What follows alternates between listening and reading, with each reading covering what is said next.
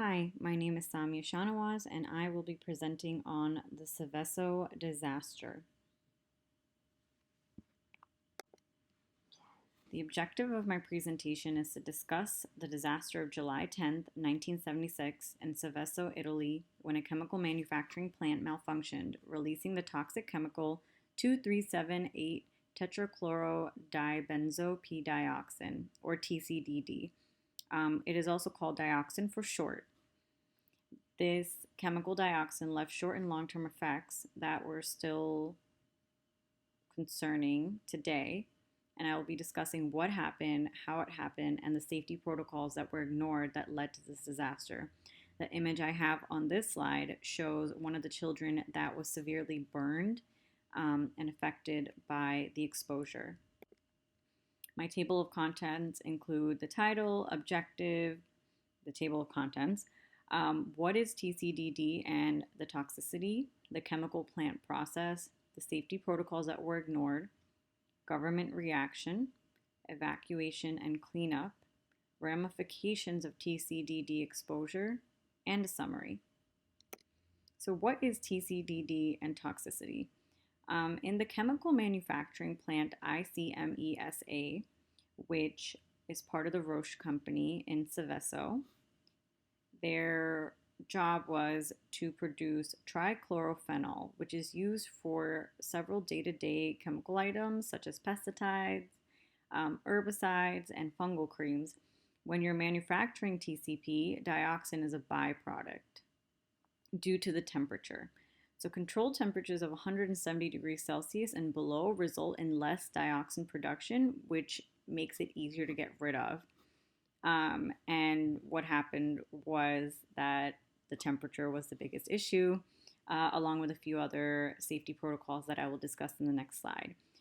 On this slide, you can see my table of side effects for dioxin. There's short-term and long-term effects. The short-term effects include skin lesions, chloracne, patchy darkness of skin, liver malfunctions, pregnancy issues, spontaneous abortions, burns, particularly in children. Long-term effects, there are several, but these are the key ones that have been noted through research. Fetal development issues, immune support impairment, nervous system impairment, endocrine system malfunction, reproductive system impairment, and other cancers. The chemical plant process. So the chemical plant use a stirrer, which is on the bottom of this diagram. It looks like a little fan. To mix the chemicals, and a reactor where the stirrer was located, the chemicals were located, and the red line on the diagram is the heating coil that was used. And the heat occurred from steam up to 12 bars. So there was no way to check the temperature of this whole thing, but you could only check the temperature of the reactor as a whole. There's also a rupture disc, which is on the top of the diagram. It's located on the top of the reactor to protect from overpressure. The chemicals that were mixed together in the reactor were sodium hydroxide, 1245-TCB, ethylene glycol, and xylene. So the safety protocols that were ignored was that there's no temperature alarm at the chemical reactor site that was in place to warn of higher than normal temperatures for reactions. The reactor had to be manually cooled down, so it was up to the technicians there to follow correct protocol post-reaction to properly cool down the reactor. There was a water site that was located right beside the reactor, which was used to flush the reactor and cool it down once the reaction has occurred.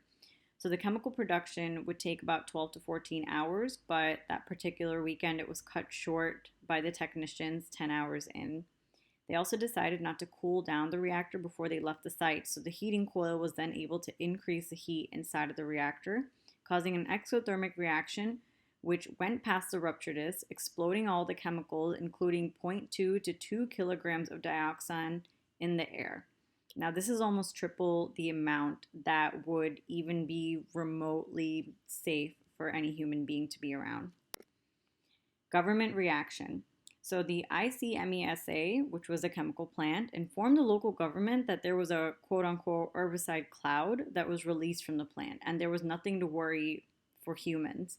The cloud would just be an issue for crops that were in the area and cause them damage. But in reality, within 24 hours, children were feeling sick. They were having intestinal issues and digestive issues.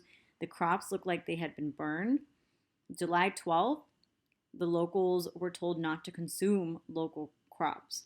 And then by July 14th, animals started dying, which included pets, it included livestock. Kids are burned and hospitalized.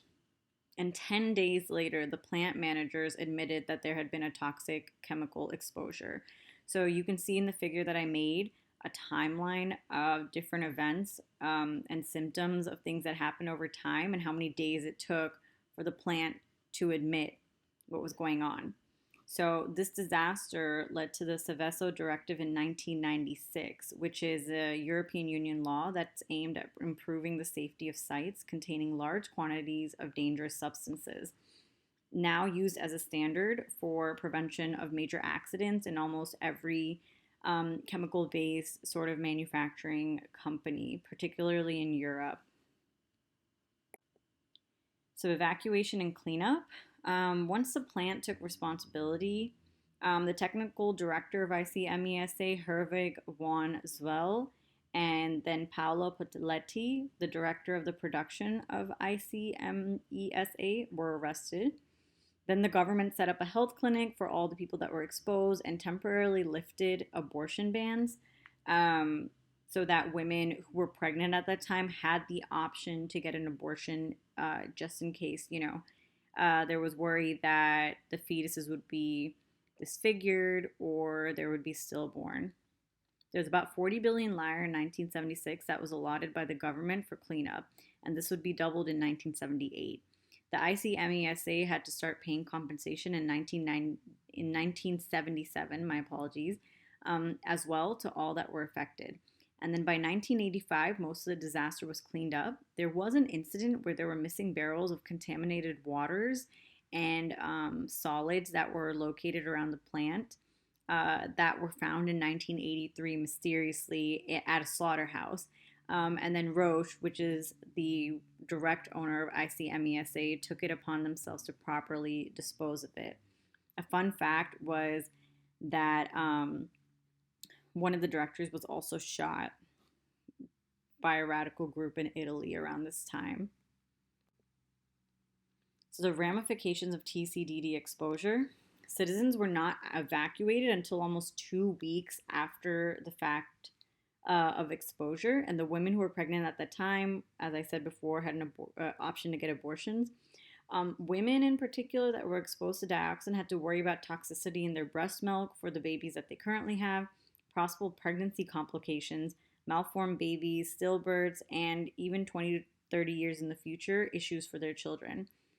Because fetuses were shown to have the most significant effect, especially in their development when exposed to dioxin. This is another graph that I made that showed that this many women had given live births, and people that were currently pregnant, people who had spontaneous abortions.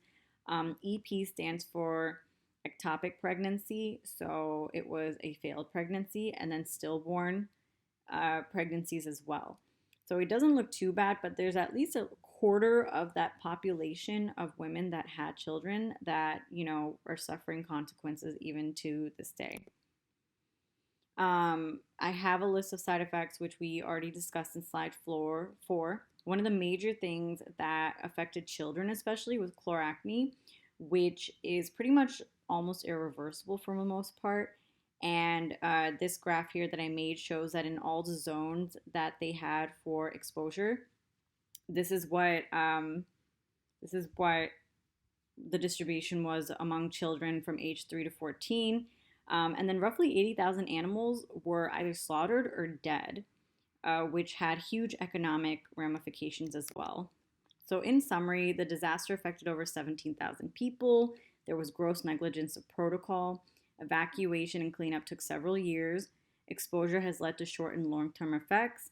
And the government directive ended up becoming the Seveso Directive in 1996, which improved the safety of these sites and gave warnings to the people that lived in those type of areas. Thank you so much for watching my presentation, and I hope you enjoyed.